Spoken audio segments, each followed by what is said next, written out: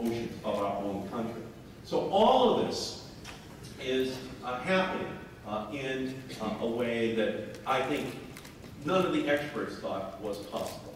And so the struggle that we're having is something that is not easy. Because formulating legislation of this magnitude is faced with the most powerful forces in American politics. Creating legislation is like polishing a stone. In order to smooth it out, you have to have an even rougher surface to be successful. And everyone in UCS knows that politics can be very rough. But the Waxman-Markey rough process wasn't like Bob Dylan's Rolling Stone with no direction home.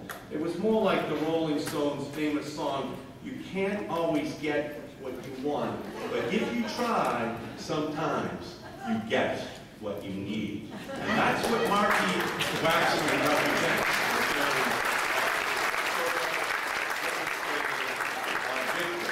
We will get that 80% reduction in carbon. We will get the research and development money the energy industry needs to unleash innovation. Senator Kerry and Senator Boxer have now introduced Waxman-Markey equivalents in the United States Senate. And they are going to begin deliberation in the Environment Subcommittee, the Environment Full Committee of the Senate next week. So we are moving, and we are moving very, very rapidly. The legislation is on the agenda, finally, for our country.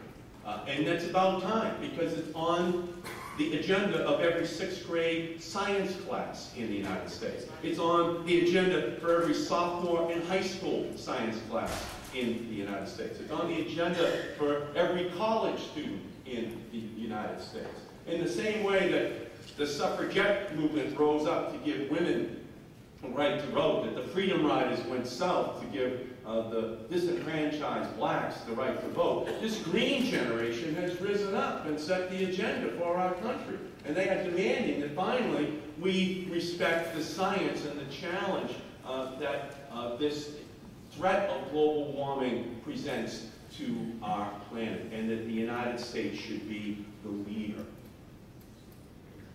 So this is the moment. This is the historic challenge that we are faced with. The good news is that when we do the polling, and we factor in not just global warming, but the 2 million new jobs that we can create in our country, the oil that we can back out as we move to a smart grid, which we all know is really just an electricity internet. That is, the telecommunications revolution, the broadband revolution, now makes it possible for us to harness the wind and the solar from the deserts and the prairies and off the ocean and off of people's roofs. It can now be managed. That's what the smart grid is. It's the electricity internet. And so one technology revolution, one science breakthrough begets the next, which begets the next. And that's who the United States should be. If we look at the 21st century and we try to decide what should our 4% of the population be in relationship to the other 96% of the population, we should be the innovators. We should be the people who are trying to make these breakthroughs that make it possible for us to give to the rest of the countries in the world the sustainable energy technologies which they should be employing. Not selling nuclear power plants to India, but selling thin film solar, selling hydro technologies that are benign, selling wind technologies that they can use to harness the energy resources of their own countries. That's really who we should be. And in the bargain, we create the jobs here in America. And with the smart grid, we will go to an era of plug-in hybrids and all-electric vehicles that will allow us to tell OPEC, we don't need your oil any more than we need your sand. We have finally decided that we are going to use our own American ingenuity in order to accomplish that goal. And so in the legislation, we create an ability in a group of 8 energy hubs, which I created in the legislation, where university communities partnering with entrepreneurs and partnering with venture capital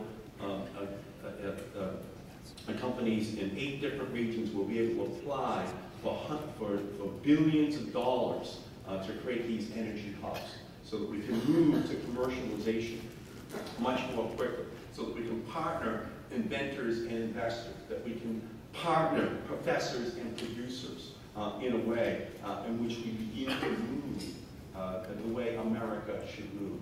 Okay? And we're not trying to put a man on the moon. Okay? This is stuff we can do.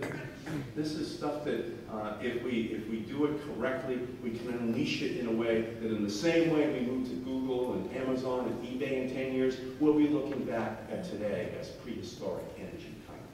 Because we can get it out there and we can make it all possible. So time is of the essence.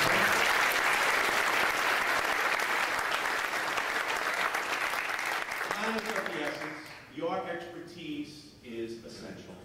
And that is why you are irreplaceable in this national debate, because you represent science. You represent what it is that we are trying to recognize as the essential part of this debate. And so our legislation, one, is science-based. It reflects the best minds in America. Secondly, it is market-oriented, so we're going to create the incentives for the marketplace to move. It is consumer-focused, so we can protect against dramatic price spikes that would harm our citizens across our country. We create this legislation in a way that reflects the real threat that exists to our planet and the real opportunity that is presented to us, so that we don't move from made in OPEC to made in China, that we have a made in America strategy, that we finally recognize that it's time for us to grow up and to recognize our own deficiencies and to capture our own ingenuity. And so right now, the planet's future is in the balance. The rainforests are dying. The coral reefs are dying. The ice sheets are melting. Millions of species of plants and animals are poised on the brink of extinction. The Earth's great ecosystems are threatened. They are all going to live together, or they are all going to die together. So our great challenge is whether or not, in the end of the day, mankind is going to learn how to work together or suffer together. That's our history. And that's what Copenhagen represents, this great chance for the world to come together and to partner. The planet is running a fever. There are no emergency rooms for planets. You have to engage in preventative care. And so, working with you, my hope is that we can create the spur for the Senate, Senator Kerry, all those who are working for its passage, to pass that legislation. And if we can't finish it in time, that we then, in a political reverse takedown, use Copenhagen to create a spur for the Senate to act afterwards, as the world begins to demonstrate how much they are going to do in order to solve this problem. So